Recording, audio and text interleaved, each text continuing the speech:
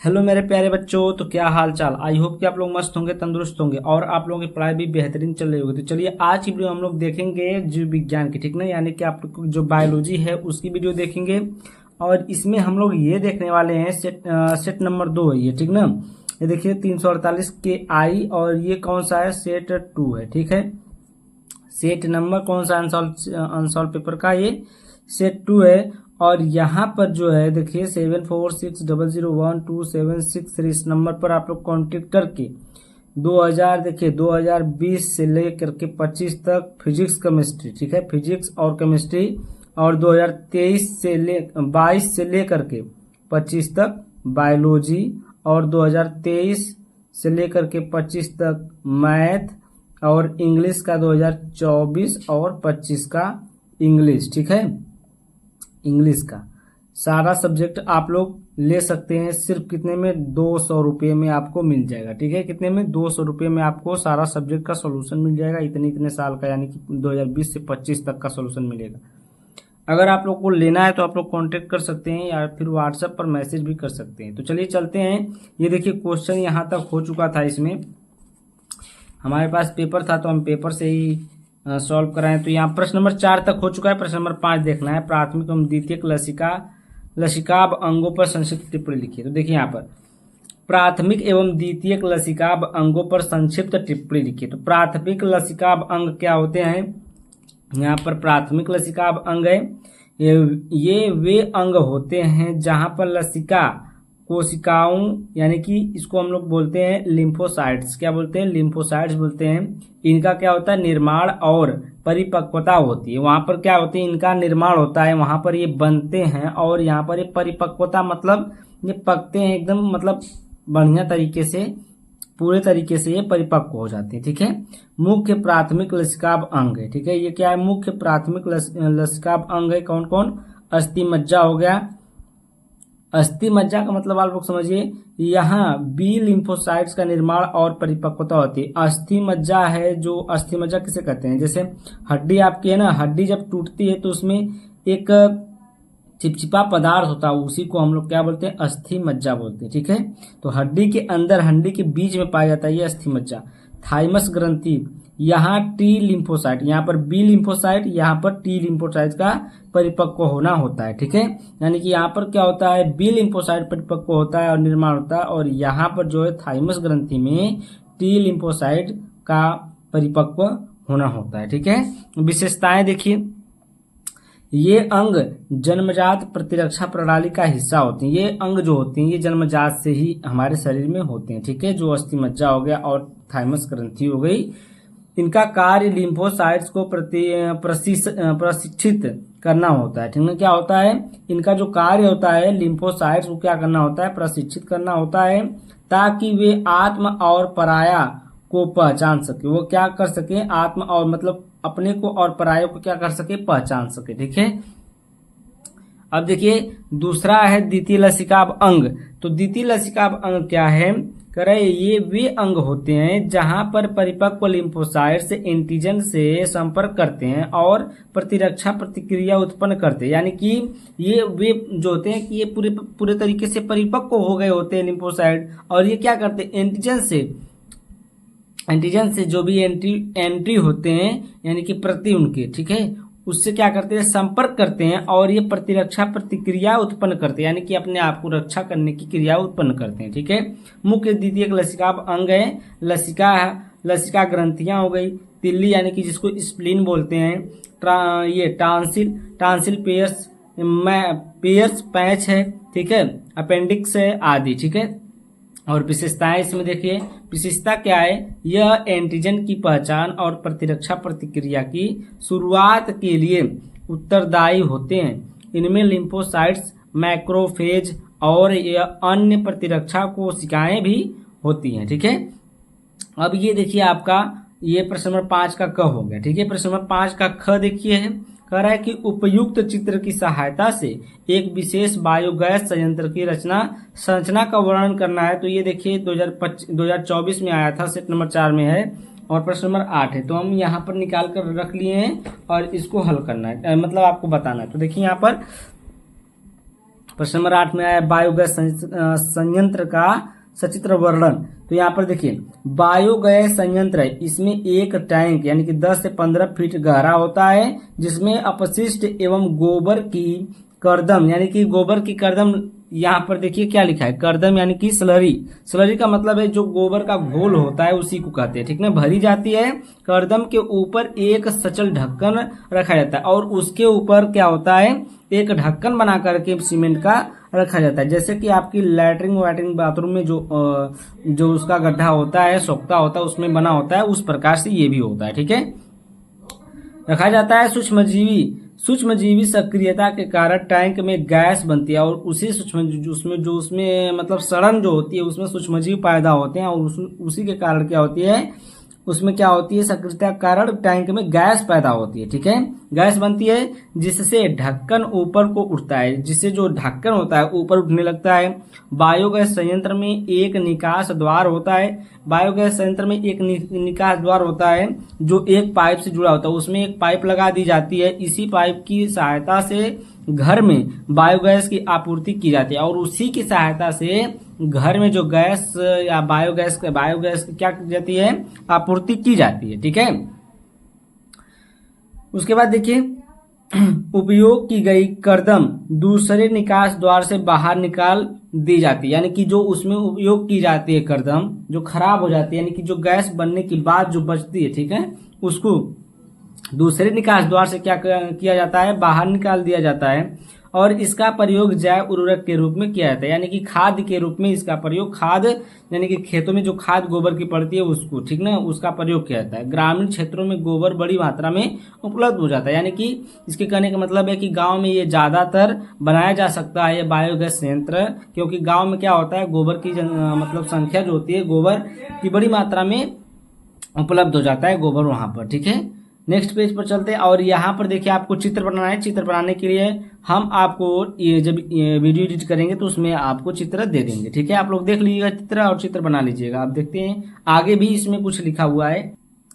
अब देखिए यहाँ पर उत्पन्न बायोगैस का प्रयोग खाना पकाने में तथा प्रकाश के लिए किया जाता है। जो बायोगैस उसमें उत्पन्न होता है उसका प्रयोग खाना पकाने में, प्रकाश के लिए किया जाता है। भारतवर्ष में बायोगैस उत्पादन प्रौद्योगिकी का विकास मुख्यतः भारतीय कृषि अनुसंधान संस्थान तथा खादी एवं ग्रामीण उद्योग आयोग के प्रयासों से हुआ है। इस संयंत्र में मेथेनोजन जीवाणु होते हैं। ये अनॉक्सी जीवाणु सेलुलोसयुक्त पदार्थों पर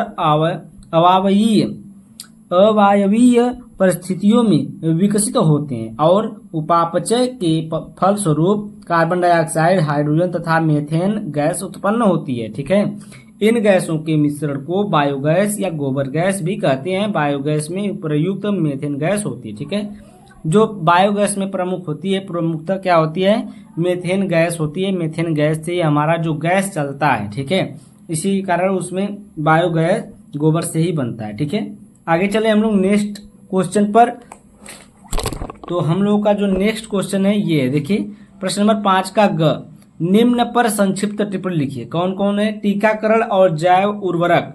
देखिए टीकाकरण सर्वप्रथम सन 1798 में यानी कि 1798 में एडवर्ड जेनर ने टीकाकरण की तकनीकी को विकसित किया था, ठीक है। इसमें इन्होंने काउपॉक्स वायरस को यानी कि जो चेचक होता है उसको, काउपॉक्स वायरस को चेचक के विरुद्ध प्रतिरक्षक कर्मक के रूप में प्रयोग किया था। इसमें सबसे पहले जो टीकाकरण है ये कब हुआ था, जब चेचक होता था तब काउपॉक्स, पहले इसको बोलते हैं क्या, इंग्लिश में काउपॉक्स बोलते हैं, काउपॉक्स वायरस चेचक को, और हिंदी में जो बोलते हैं हम लोग अपने गांव की भाषा में क्या बोलते हैं, माता जी निकल गई है, ठीक है, माई जी आ गई है, माई जी निकल गई है, तो उनके लिए धार दिया जाता है, पूजा किया जाता है, ठीक है। तो यहाँ पर चेचक के विरुद्ध प्रतिरक्षक कर्मक के रूप में प्रयोग किया था, ठीक है। अतः इसलिए इन्हें प्रतिरक्षा विज्ञान का जनक कहते हैं। किनको एडवर्ड जेनर को क्या कहा जाता है, प्रतिरक्षा विज्ञान का जनक कहा जाता है। टीका प्रतिजनों का तैयार घोल होता है जो इंजेक्शन द्वारा शरीर में प्रविष्ट कराने पर विशिष्ट प्रतिरक्षियों के निर्माण को प्रेरित करके शरीर में सक्रिय कृत्रिम प्रतिरोध क्षमता उत्पन्न करता है। यह क्रिया टीकाकरण कहलाती है, ठीक है।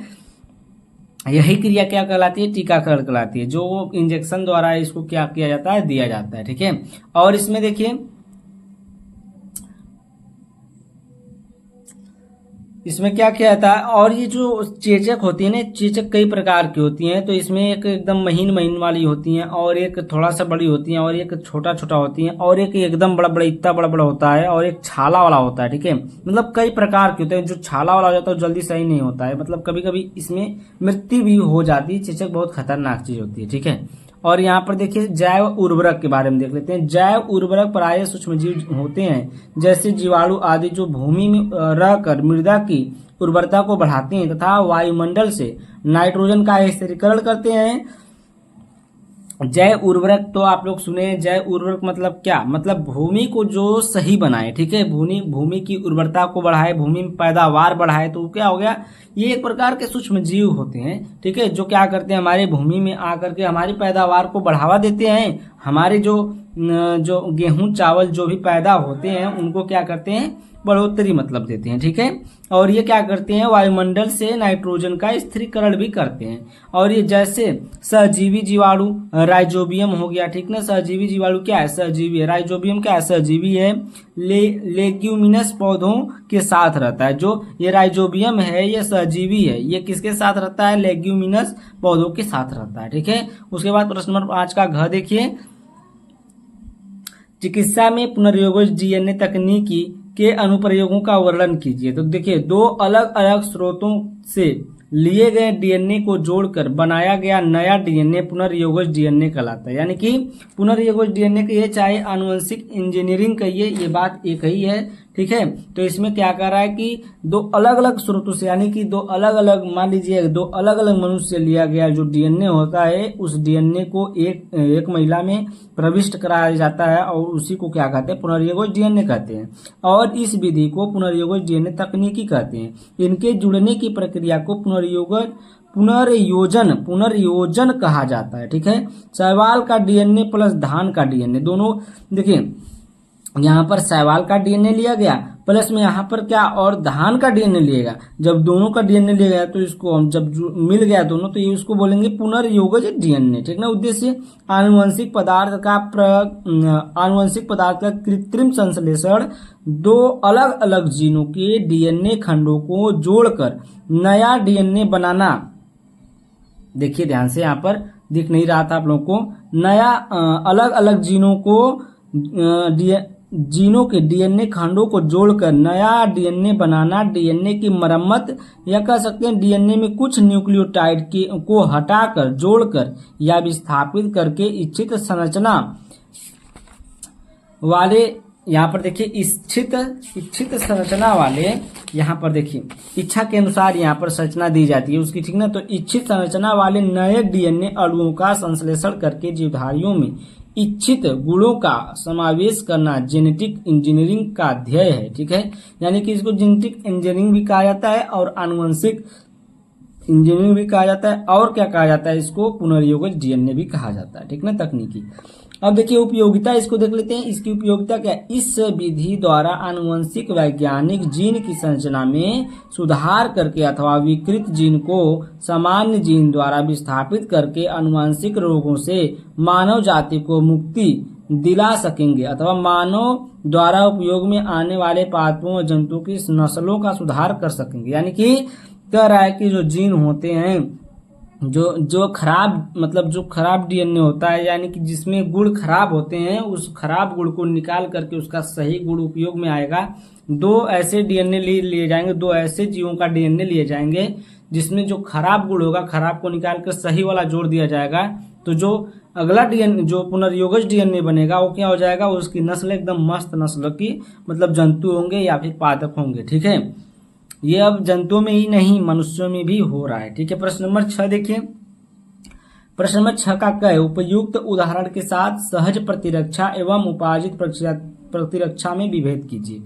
सहज प्रतिरक्षा और उपार्जित प्रतिरक्षा को देखिए, यहाँ पर विभेद यानी कि अंतर बताना है। तो पहला है सहज प्रतिरक्षा। सहज प्रतिरक्षा जन्म से उपस्थित होती है। जो सहज प्रतिरक्षा होती है वो क्या होती है, जन्म से उपस्थित होती है। और जो उपार्जित पक्षांतर है, उपार्जित प्रतिरक्षा जन्म के बाद प्राप्त होती है, ठीक ना। उपार्जित जो प्रतिरक्षा होती है वो क्या होती है, जन्म के बाद प्राप्त होती है। दूसरी पॉइंट, सहज प्रतिरक्षा आनुवंशिक होती है और वंशागत होती है। उपार्जित प्रतिरक्षा आनुवंशिक नहीं होती, यह वंशागत नहीं होती, मतलब इसके विरुद्ध ये रहेगा ही रहेगा, ठीक है। सहज प्रतिरक्षा जो होती है वो आनुवंशिक होती है, यानी कि हमें अपने माता पिता से मिलती है, ठीक है। और जो उपार्जित प्रतिरक्षा होती है ये आनुवंशिक नहीं होती है। तीसरी पॉइंट है, यह सहज प्रतिरक्षा अविशिष्ट होती है। उपार्जित प्रतिरक्षा विशिष्ट प्रकार की होती है क्योंकि प्रत्येक रोगाणु के प्रति अलग प्रकार की कोशिकाएं बनती है।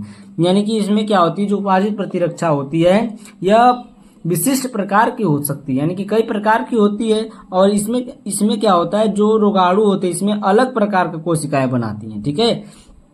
चौथी पॉइंट है कि सहज प्रतिरक्षा के विकास के लिए बाह्य संक्रमण या रोगाणुओं की उपस्थिति की आवश्यकता नहीं होती है, और उपार्जित प्रतिरक्षा के विकास के लिए बाह्य संक्रमण या रोगाणुओं की उपस्थिति की आवश्यकता होती है, ठीक। उसके बाद प्रश्न नंबर 5 है, पॉइंट नंबर 5 है, सहज प्रतिरक्षा में शरीर द्वारा उत्पन्न रसायन म्यूकस, लाइसोजाइम, लार, इंटरफेरांस तथा फाइगोसाइट्स भाग लेते हैं। और इसमें उपार्जित प्रतिरक्षा में प्रतिरक्षित अंतर कोशिकाएं जैसे टी लिम्फोसाइट्स, बी लिम्फोसाइट्स आवश्यक है, जिनसे एंटीबॉडी बनकर शरीर को सुरक्षा प्रदान करती है, ठीक है। जिससे क्या है, ये क्या है, एंटीबॉडी बनती है, और एंटीबॉडी बनकर के क्या करती है, जो शरीर होती है, जो हमारी बॉडी होती है उसको सुरक्षा प्रदान करती है, ठीक है। तो यहाँ पर आपको सहज प्रतिरक्षा और उपार्जित प्रतिरक्षा में विभेद या अंतर बता दिए। आप लोग इसको ध्यान से देख लीजिएगा, ध्यान से पढ़ लीजिएगा, ठीक है। आगे चले नेक्स्ट क्वेश्चन पर। नेक्स्ट क्वेश्चन आपका है कि क्लोनिंग संवाहक क्या है। क्लोनिंग संवाहक क्या है, क्लोनिंग संवाहक की विशेषताओं पर संक्षिप्त टिप्पणी लिखिए।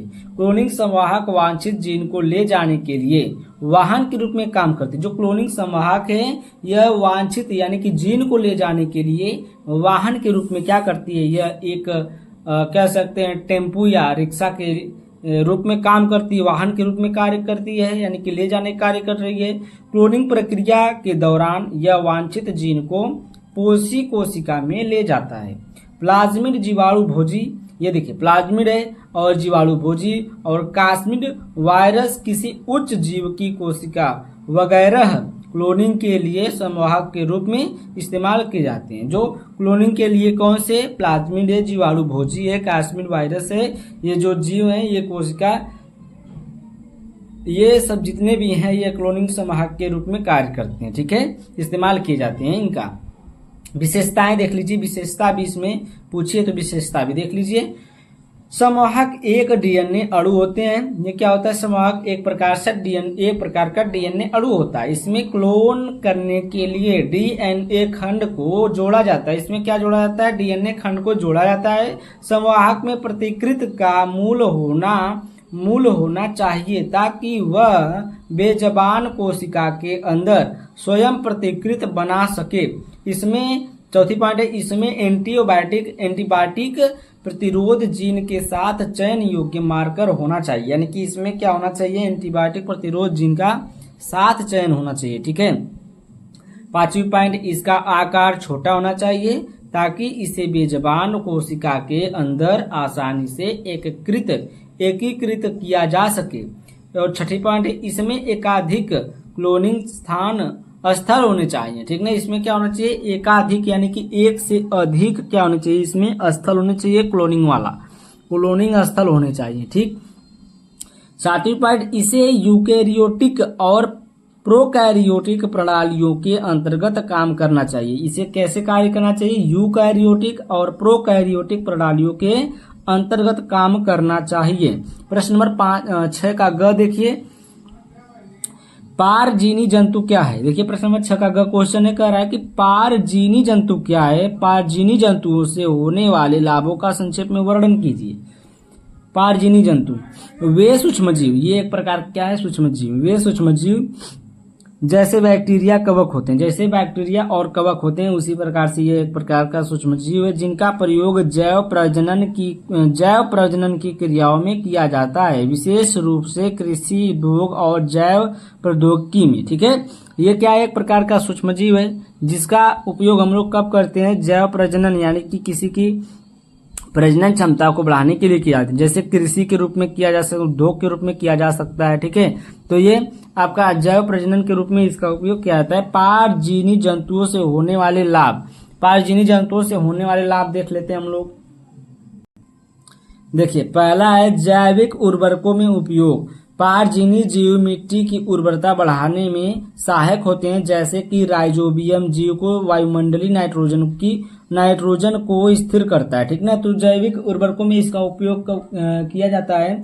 और जो परजीवी जीव होते हैं ये क्या करते हैं, हमारे जो मिट्टी होती है, जो भूमि होती है, उसमें जो उर्वरता होती है और जो पैदा करने की क्षमता होती है उसको क्या करती है, बढ़ावा देने की कार्य करते हैं। ठीक है, कौन, परजीवी जीव। ठीक है, उसके बाद दूसरा पॉइंट है कीट नियंत्रण में सहायक। कीट नियंत्रण में सहायक, कुछ परजीवी जीव जैविक कीटनाशकों के रूप में काम करते हैं। जो ऐसे परजीवी जीव होते हैं जो कि कीटनाशकों को मार सकें, तो उसमें भी इनका कार्य मतलब हम लोग ले लेते हैं, जो फसलों के को हानिकारक कीड़ों से क्या करते हैं, बचाते हैं। ठीक ना, उसी को कहें कीटनाशकों को मार देते हैं, तो कीड़ों से बचाते हैं। भाई तीसरा है पर्यावरण संरक्षण। ये रासायनिक उर्वरकों और कीटनाशकों की जगह लेते हैं जिससे प्रदूषण कम होता है। ठीक ना, जो पर्यावरण के रूप में इसका उपयोग भी किया जाता है। ये रासायनिक उर्वरकों और कीटनाशकों की जगह लेते हैं जिससे हम लोग प्रदूषण कम होता है, जिससे प्रदूषण क्या होता है, बहुत कम होता है। ठीक ना, खाद्य प्रसंस्करण में उपयोग। कई परजीवी जीव जैसे लैक्टोबैसिलस है जो दही बनाने का कार्य करता है, दूध से चीज यानी कि पनीर में अचार आदि बनाने में सहायक होते हैं। जो लैक्टोबैसिलस है दूध से दही बनाने में, चीज पनीर बनाने में और अचार भी बनाने में इसका उपयोग किया जाता है। ठीक है, पांचवा पॉइंट औद्योगिक उपयोग। इनका उपयोग एंजाइम, शराब मतलब दवाइयां। ठीक ना, यहाँ पर क्या लिखा है, ये दवाइयां। ठीक है, दवाइयां और विटामिन आदि की उत्पादन में होता है। ठीक ना, उसके बाद प्रश्न नंबर आपका आ जाता है 6। प्रश्न नंबर 6 में देखिए क्या है, निम्न पर संक्षिप्त टिप्पणी लिखना है। पहला डीएनए पैलिंड्रोम और दूसरा है वहन क्षमता। डीएनए पैलिंड्रोम क्या है, डीएनए पैलिंड्रोम एक ऐसा अनुक्रम है जो डीएनए के दोनों रज्जुक पर यानी कि जो 5 डॉट से 3 डॉट दिशा में पढ़ने पर समान होता है। ठीक ना, यानी कि जब हम लोग डीएनए जब देखते हैं तो एक होता है 5 डॉट और एक होता है 3 डॉट होता है। ठीक है, उसी की बात कर रहे हैं, में पढ़ने पर समान होता है। दूसरे शब्दों में यदि एक रज्जुक पर एक विशिष्ट अनुक्रम है तो उसके पूरक रज्जुक पर यानी कि दूसरी तरफ के रज्जुक पर भी उसी दिशा में पढ़ने पर वही अनुक्रम पाया जाएगा। यानी कि इधर अभी एग्जाम्पल हम देंगे, दिशा में पढ़ने पर उदाहरण के देखिए, उदाहरण के लिए यदि एक रज्जुक पर GAATTC है तो दूसरे रज्जुक पर आपका CTT यानी कि इसी का उल्टा हो जाएगा, CTTAAG हो जाएगा। देखिए CTTAAG हो गया होगा, जो 5 डॉट से 3 डॉट दिशा में पढ़ने पर GAATTC के समान है। पैलिंड्रोम जीन के अभिव्यक्ति प्रतिकृत और मरम्मत में शामिल होते हैं। यानी कि इसमें देखिए कह रहा है कि अभी यहाँ से देखिए कहा है कि जो ये होता है ना, जो डीएनए के दोनों रज्जुक पर 5 डॉट से 3 डॉट दिशा में पढ़ने पर समान होता है। यानी कि देखिए जब इसको ये देखिए एक है, ये मान लीजिए 5 डॉट है, GAATTC है, ये 5 डॉट है और इसी को जब हम लोग उल्टा कर दें तो CTTAAG हो गया। ठीक है, तो ये 5 डॉट से 3 डॉट दिशा में पढ़ने पर GAATTC होगा के समान पैलिंड्रोम जीन के अभिव्यक्ति प्रतिकृत और मरम्मत में शामिल होते हैं। उसके बाद देखिए वहन क्षमता क्या है, वहन क्षमता देखिए, वहन क्षमता किसी पर्यावरण में किसी प्रजाति की अधिकतम जनसंख्या आकार है जिसे वह बिना किसी नकारात्मक प्रभाव के बनाए रख सकती है। ठीक है, ये क्या करती है, वहन क्षमता, ये पर्यावरण में किसी प्रजाति की अधिकतम जनसंख्या आकार है जिसे वह बिना किसी नकारात्मक प्रभाव यानी कि किसी पर यानी कि जो पर्यावरण पर जो संख्या है, जो जनसंख्या है पर्यावरण में उस पर बिना किसी नकारात्मक प्रभाव के बनाए रख सकती है। यह पर्यावरण की उपलब्ध संसाधनों जैसे भोजन, पानी, आश्रय और अन्य कारकों द्वारा निर्धारित होती है। ठीक ना, जो यह कैसे निर्धारित होती है कि संसाधनों जैसे भोजन हो गया, पानी हो गया, आश्रय हो गया और अन्य कारकों द्वारा निर्धारित है। कौन? वहन क्षमता। ठीक है, तो आपको मैं प्रश्न नंबर 6 के अंतिम क्वेश्चन यानी कि घ तक पढ़ा दिया, बता दिया। ठीक है, यहां तक आप लोग नोट कर लीजिएगा इसको। उसके बाद प्रश्न नंबर 7 जो आपको दिख रहा है इसका भी सॉल्यूशन हो चुका है, तो ये नेक्स्ट वीडियो में आपको मिलेगा। ठीक है, पार्ट नंबर 3 बनेगा जो लास्ट पार्ट होगा इसमें का। ठीक है, तो आज को वीडियो जो अगर आपको अच्छी लगी तो वीडियो को लाइक, चैनल को सब्सक्राइब करके जाइएगा और बेल आइकन घंटी भी दबा दीजिएगा, क्योंकि ऐसी वीडियो मिलती रहेगी। अगर आपको पीडीएफ चाहिए तो 7460012763 इस नंबर पर आप लोग कॉन्टैक्ट कर सकते हैं या फिर व्हाट्सअप कर सकते हैं। ठीक है, बाय बाय, गुड नाइट, मतलब बाय बाय।